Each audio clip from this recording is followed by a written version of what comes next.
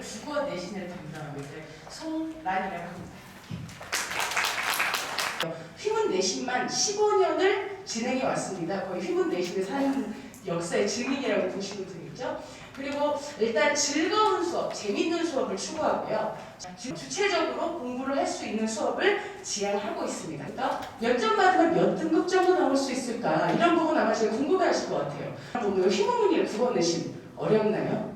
이런 질문 한번 던져봅니다. 자, 이게 근데 목표치를 어디에 두시느냐에 따라서 휘문 시험은 솔직히 말씀드리면 어렵다고도 볼 수 있고 쉽다고도 볼 수 있어요. 이게 무슨 말이냐면 사실상 휘문고등학교 1학년 내신 국어는 98점 받기는 굉장히 쉽습니다. 그러니까 어머님들이 중학교를 졸업하고 이제 예비고일이 되는 어머님들의 머릿속에는 어느 정도 나쁘지 않은 점수의 기준은 한 90점 정도가 되는 것 같아요. 93점 정도면 작년 2020년 휘문고에서 4등급 정도를 받을 수 있다고 생각하시면 됩니다. 그러면 얼핏 들으시면 와, 되게 쉬운 시험 아닌가?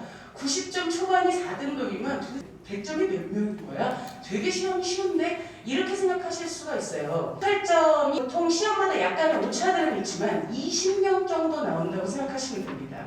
근데 작년 기준으로 400명을 기준으로 했을 때 16명까지가 1등급이거든요. 그렇다면 98점 받아서는 1등급 받을 수가 없다는 얘기죠. 확실한 1등급을 받으려면 무조건 100점이 나와야 된다는 거예요. 송남국어는 저는 2등급, 3등급, 90점 중반, 후반 이런 점수를 목표로 아이들을 가르치지 않습니다. 무조건 1등급. 그러려면 확실한 1등급을 받으려면 무조건 100점을 받아야 된다는 거죠. 그렇게 목표치를 자꾸 본다면 100점을 목표로 달리는 송남국어에서는 저는 휘문고일 국어 내신 어렵다고 말씀드리겠습니다. 어렵습니다. 100점만 치기 어렵습니다. 학교 선생님이 그렇게 말씀을 하셨대요. 실제로 학교에서. 야, 너네는 시험을 이렇게 쉽게 내주는데 100점이 왜 이렇게 없냐. 2018년 기준으로 휘문고에서 가장 쉬웠던 시험에서 100점은 무려 64명이 100점을 받았어요. 99점 받으면 몇 등급이 저 생각보다 너무 끔찍한 거죠. 근데 작년 100점 받은 학생의 시험별 숫자는 1명, 8명, 3명 이런 식입니다. 10명 미만인 거죠. 그러니까 아까 말씀드렸듯 99점, 98점 때는 20명, 30명 굉장히 많이 몰려있지만 100점을 받으면 확실하게 1등급을 받을 수 있을 만큼의 1, 2년 동안 2019년부터 2020년 사이에 휘문고등학교 시험의 변별력이 굉장히 많이 상승했어요.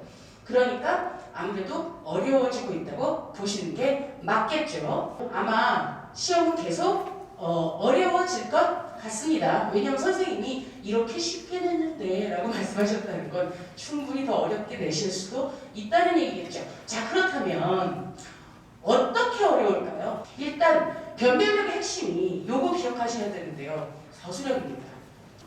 거의 매 시험마다 킬러분은 다 서술형이에요.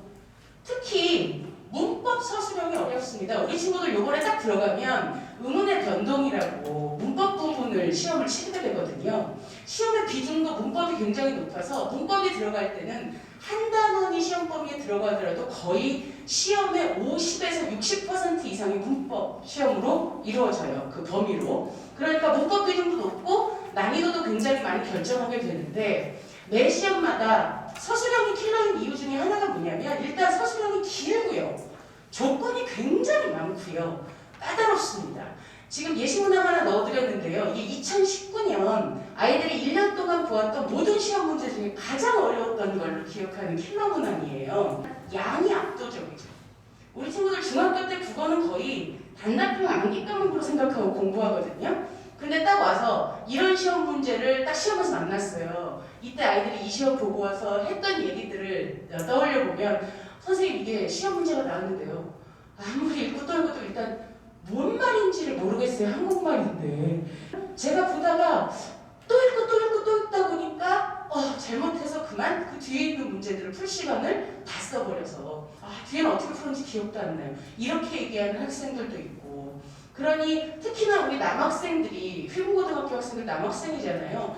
아이들은 길면 기피합니다. 읽고 싶어 하지 않아요. 그래서 많은 아이들이 내신 그 시험을 칠 때 거의 대부분 지문에 나와 있거나 보기에 나와 있는 내용들을 생각보다 잘 안 읽어요. 상위권 학생들도. 그냥 내신 공부하면서 학원에서 문제 풀면서 외웠던 내용들을 떠올려서 푸는 경우가 굉장히 많거든요. 님의 침묵이라는 문학 작품에 딸려있는 서술형 문제였어요. 답변이 어렵고 긴 게 아니라 문제 자체가 너무 까다롭고 정보량이 많아요.